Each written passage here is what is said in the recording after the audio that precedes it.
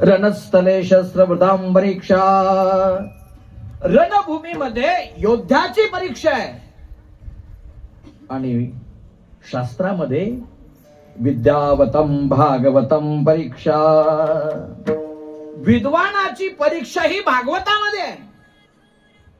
आम्ही करतो काही, पण विद्वानाची परीक्षा ही भागवतामध्ये आहे. भागवत कधी सांगावं आणि कधी अध्ययन करावं यालाही शास्त्र आहे.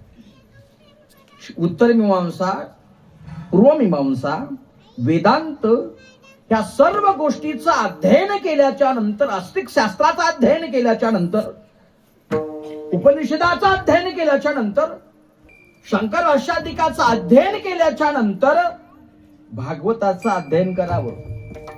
तर भागवत हे सर्व ग्रंथाचं मुकुटमणी असल्या कारणानं अगोदर सर्व ग्रंथाचं अध्ययन करावं, नंतर भागवताचं अध्ययन करावं. विपत्ते काले गृहिणी परीक्षा, रणस्थले शस्त्रभृतां परीक्षा, विद्यावतम भागवतम परीक्षा.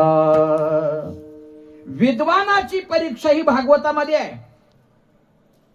पण भागवत आम्हाला पोथीसारखं वाटल, आम्हाला त्या कथारूपासारखं वाटल. कथेतला जो वेदांत आहे, कथेतला जो मिथित अर्थ आहे, हा वेगळा आपल्याला त्या ठिकाणी, आपल्या देहाकडे त्या ठिकाणी संबोधित करतोय.